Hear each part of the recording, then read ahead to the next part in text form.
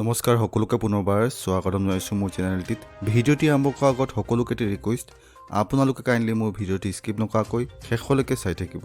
ৰাষ্ট্ৰীয় পেঞ্চন ব্যৱস্থা উন্নতিৰ বাবে বিত্ত সচিবৰ অধ্যক্ষতাত 4জনীয়া এখন সমিতি গঠনৰ কথা ঘোষণা কৰিছে মোদী চৰকাৰ।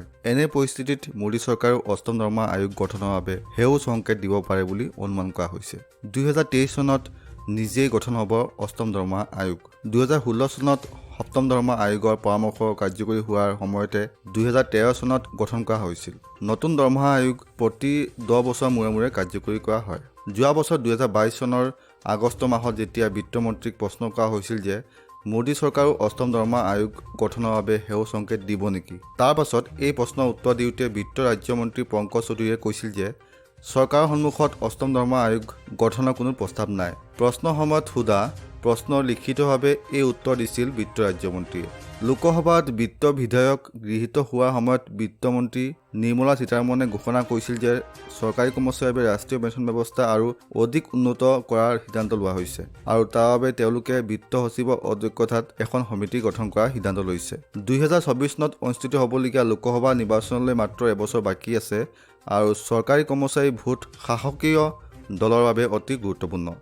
এনে পৰিস্থিতিত ৰাষ্ট্ৰীয় পেঞ্চন ব্যৱস্থা উন্নতিৰ বাবে এখন সমিতিও গঠন কৰা হৈছে। এনে পৰিস্থিতিত মোদী চৰকাৰেও অষ্টম দৰমহা আয়োগ গঠনৰ বাবে সেউজ সংকেত দিব পাৰে বুলি বিশ্বাস কৰা হৈছে। লোকসভা নিৰ্বাচনৰ পূৰ্বে দৰমহা আয়োগ গঠন নকৰাকৈ চৰকাৰে চৰকাৰী কৰ্মচাৰীক অসন্তুষ্ট কৰিব নোৱাৰে। বিৰোধী দলসমূহে ইয়াক NPSৰ দৰে এটা ডাঙৰ নিৰ্বাচনী ইছ্যু কৰি তুলিব পাৰে। ইতিমধ্যে ৰাষ্ট্ৰীয় পেঞ্চন আঁচনি সন্দৰ্ভত কেন্দ্ৰ আৰু বিৰোধী দলৰ শাসিত ৰাজ্যসমূহৰ মাজত হুলস্থুল সৃষ্টি হৈছিল। হিমাচল প্ৰদেশ, ৰাজস্থান, ছত্তীশগড়ৰ দৰে কংগ্ৰেছ শাসিত ৰাজ্যত পুৰণি পেঞ্চন আঁচনি পুনৰ প্ৰৱৰ্তন কৰা হয়। ইয়াৰ পিছত চৰকাৰে NPSৰ পৰ্যালোচনাৰ বাবে এখন সমিতি গঠন কৰিছে। সেইবাবে চৰকাৰে অষ্টম দৰমহা আয়োগ গঠন কৰিব পাৰে বুলি জল্পনা কল্পনা কৰা হৈছে। আপোনালোকক কওঁ যে 1947 চনৰ পৰা বহুতো পে কমিশ্যন গঠন কৰা হৈছে। চৰকাৰে প্ৰতি 10 বছৰ মূৰে মূৰে নতুনকৈ পে কমিশ্যন গঠন কৰে। সেই পৰামৰ্শ ভিত্তিত চৰকাৰী কৰ্মচাৰীৰ দৰমহা আৰু পেঞ্চন বৃদ্ধি কৰা হয়। 2014 চনৰ 24 ফেব্ৰুৱাৰীত UPA চৰকাৰে গঠন কৰা সপ্তম দৰমহা আয়োগ 2006 চন আৰু 2016 চনত ষষ্ঠ আৰু সপ্তম দৰমহা আয়োগ চৰকাৰী কৰ্মচাৰীৰ দৰমহা বৃহৎ বৃদ্ধিৰ পৰামৰ্শ দিছিল আৰু চৰকাৰে ইয়াক মানি লৈ দৰমহা বৃদ্ধি কৰিছিল কৰ্মচাৰীসকলৰ।